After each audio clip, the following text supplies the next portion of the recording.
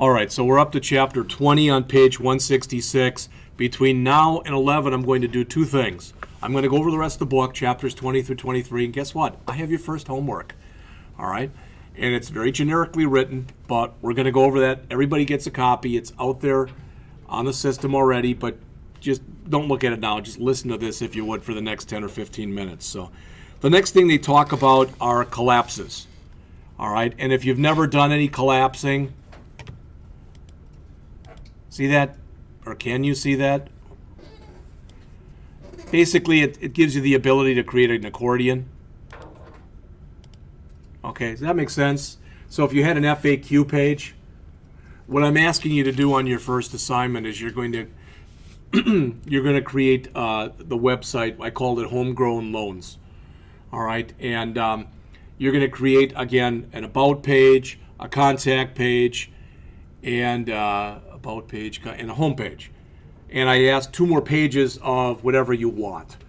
But you may decide, for example, that you want to create a frequently asked questions page. And if you do, you could conceivably use something like this. Okay, do you have to? No. All right. But the idea is when you start using this stuff, when you really want to start to harness the power of it, you start to combine this and what you've seen already with LESS and some jQuery. All right, the book doesn't go into a whole heck of a lot of jQuery in here. But the author says there's times when you have too much information to present on one page, too much info can overwhelm readers. But again, with something like a frequently asked questions page, something like this actually makes a lot of sense to go and just not show everybody. You might have a group of questions, but you might only want one to be up there and showing at any one time, type of an idea. All right. So they show this, and they mentioned, the example. I'm not going to go through it because on 170, it's virtually the same one that's up on the screen right here. Okay? But when you think about it, the reason that this becomes important is you can conceivably collapse anything on a page that you've named. Does that make sense? So, if you've got a certain paragraph on the screen that maybe should only show up in a certain condition. I don't mean a frequently asked questions page, but let's say that you were creating a Bootstrap site, and it was something where you would constantly be monitoring somebody's maybe their own home website, and you'd want to let them know that they're very close to the allotted space that they have from their ISP, type of thing. I don't know if you ever get these messages. I do, telling me that. Usually when I'm over 225 meg in my mailbox, I get a little message up when I bring up my mail that says, at 250 meg, you won't be able to send or receive mail anymore, type of an idea. You could use it for something like that. There might be a reason to do something and do some collapsing with that too. They do mention, and they show you a little bit on page 172. My God, just when you thought it was safe to get out of the water, here's some more jQuery on page 172. Most of the jQuery that you work on with this is fairly minimal as far as what you do. Okay.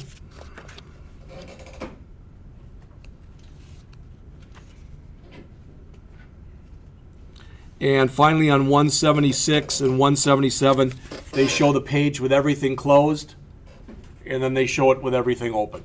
All right, again, does that make sense to do it? I don't know. Do you want to? But the idea is, if you want to, you can expand everything.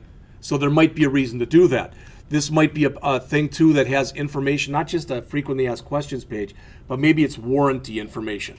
If you were like a home warranty company, and there might be, rather than frequently asked questions, this might be part of the warranty. That might be another part, etc. All right. Chapter 21 starts on page 179, and again, it's about 5 pages long. It's on progress bars. All right. Don't we all know what a progress bar is? Something like that. Okay. Now, the examples that they give here, by and large, with the progress bar, the ones that they show in the chapter, are static. All right. But it is possible with some code. So if something, you've seen progress bars, especially like if you're loading something and it might take a long time to load, type of an idea.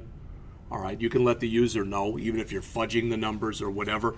I know that the gentleman, Angel, who was here yesterday, he kept saying that's the longest minute in history because it came back. He was trying to transfer stuff to a flash drive, and it said 1 minute to go, and it probably took 10 minutes after it said he had 1 minute to go. That's a Mac minute. That's what I remember him saying. That's one of the longest minutes he'd ever seen. Yeah, Travis, I'm sure, would say that was a Mac minute. I always remember when we adopted my middle daughter, we had to go to Colombia, South America to get her. And the first day that we were there, our guide, and she was our interpreter, she said, be ready at 8 o'clock. I'll be there right then. So, of course, it's like 7:45. We're sitting on the bed, all dressed up, ready to go. It's 8. She's not there. It's 8:15. She's not there. It's 8:30. She's not there. I'm starting to worry. It's about 8:45. She finally walks in. And I said, you told us to be ready. Oh, no, that's a Colombian minute. She said, when we tell you we'll be at some place, imagine we'll always be at least a half an hour late. Okay. Good heads up. Yeah, it would have been good heads up to tell me that beforehand. But all right. Finally, on chapter 22, they talk about showing or hiding based on screen size. This may be the most important part, and what I'd like you to do, if you would, please, is take a look on page 187 on the bottom of the page, because what they mention in there are the fact that you can use hidden, and when you use hidden, there's different things that you can use with it. So, for instance, it's hidden minus XS. Do not show on an extra small screen. All right, less than 768 pixels. Hidden hyphen SM. Do not show on a small screen between 768 and 992, etc. All right, you're starting to get into the realm of media queries when you're doing this. But the idea is a lot of times people do put this stuff in and they say, hey, look, if you're on a mobile phone, don't show the fancy graphics. They don't have the power to show them. It's not going to mean as much to them. It won't look that cool on a big page, etc. All right, so they go in here and mention that that's how you can do that. And again, it's 3 or 4 pages long. Finally, the last chapter that's in here, which is again about 3 pages, the author says, congratulations, you have finished all the lessons. Hopefully, by the time you read this, you feel a lot more comfortable with Bootstrap.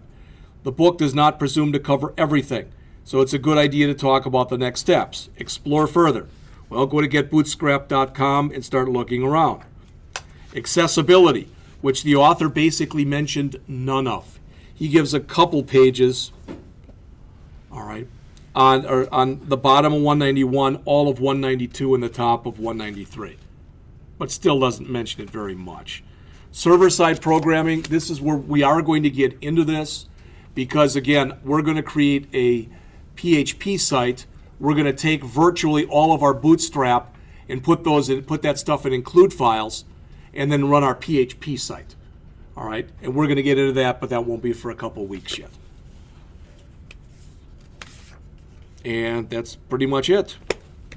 There is a link on page 194 if you want to see all of the files that the author has put in the book. You can download all of them from there. I've also got it out on the system, but if you want to do it yourselves, you can. So what else do I want to mention? Okay.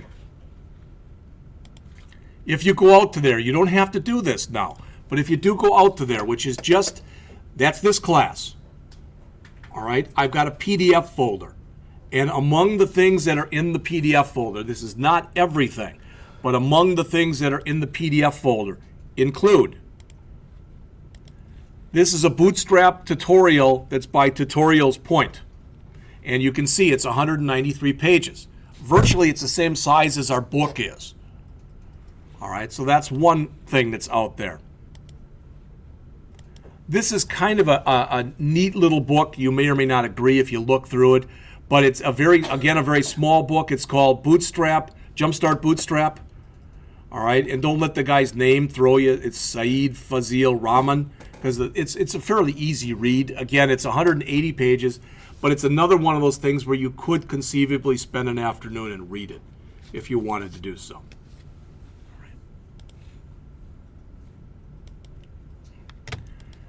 There's a lot of books that are available that are called, they have a topic succinctly. And this is the one for Twitter Bootstrap 3, again, 110 pages. All right. And you say, well, geez, you want us to read all those? No, you don't have to read any of them. But sometimes people like to see that stuff. All right. And finally, here is a book that is on less, an entire book, 200 pages. So I put all that stuff out there. If that can help you in any way, great. If you say, well, if you have no interest in it, that's fine too. All right, let me give you the assignment. The next 2 weeks are going to be lab, both ways. Why? Because this is worth 100 points. Normally I make assignments worth 10 points or maybe 50 points, but this is worth 100 points. You're going to get 4 class periods. I know with some of you, and I don't have a problem with it. With some of you, oh, lab, okay, I won't be here for 2 weeks. Okay, as long as you get the stuff done, that's more important. Again, this is already out on the P drive, and it's on both the P drive and it's under Blackboard. All right. So I don't want to read to you. You're a web designer, developer. You're everything for homegrown loans with IT. Okay. Your first assignment, as it says, is to create their website. So you're responsible for everything. Now, if you look up on the screen here, notice I put in this flaming text. All right. You don't have to use this. You can use any one you want, but this has got a bunch of available things for you. So if I like emboss, and I come in here and I put in homegrown loans, there it is. So you can literally just pull that off. So you tell it, I think, to save it. It was one of the free ones that were in here. You can play around with I believe, with the font size if you want. So there's different things that you can do with it if you decide you want to go that route. All right.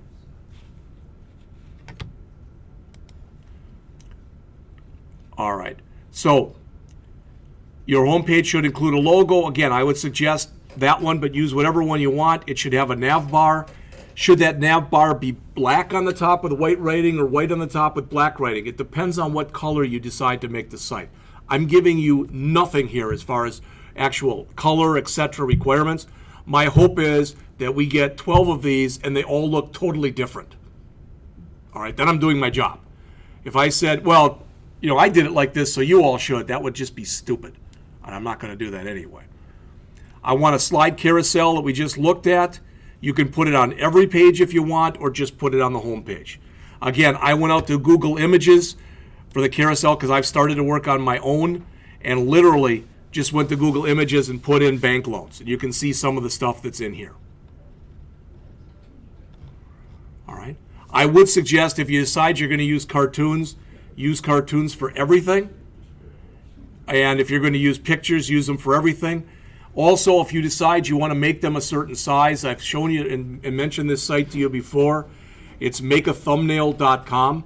So if you want to make sure, there's other resizing types of things, but if you want your slide carousel to look as professional as possible, please make each slide the same size. Don't have one real big and then a little one, then a medium one. It just looks very amateurish as you're working your way through there. All right?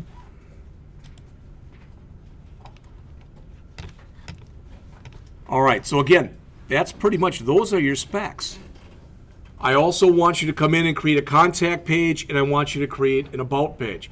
But I want them to be reflective of what a site would actually look like. I want you to test this on multiple devices. You're all aware of this if you look up here, that I can come up here and I can pretty much try to emulate, all right, maybe not in here, but if I'm in Bootstrap, what it would look like on different size devices. There also are emulators that you can bring up. There's Mac emulators, there's different emulators for different size devices. Okay.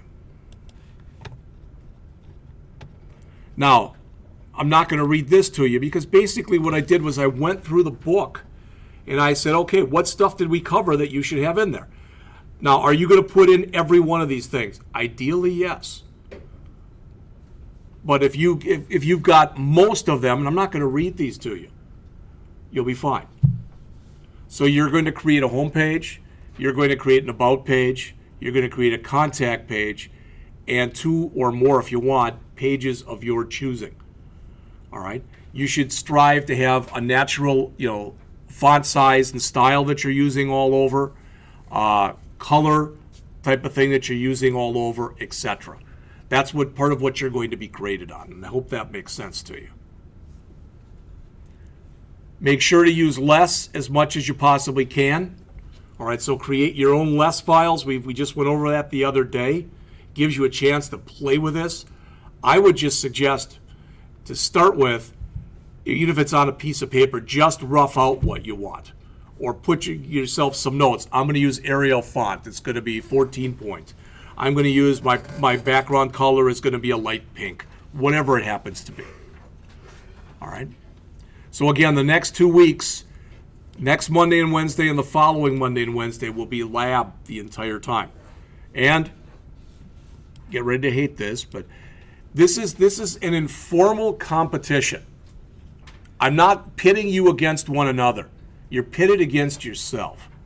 But what I'm going to ask is that 2 weeks from Monday, everybody comes up and gives a 5 to 10 minute presentation on what you've done. Okay? You're not going to be great. So if you get up there and your voice is like this or whatever, because I can't talk in front of people, it's okay. All right? But it'll get you in the mood, so to speak, because in spring, you are going to have to present. We're going to have 15 to 20 people up here, and most of them are going to be external.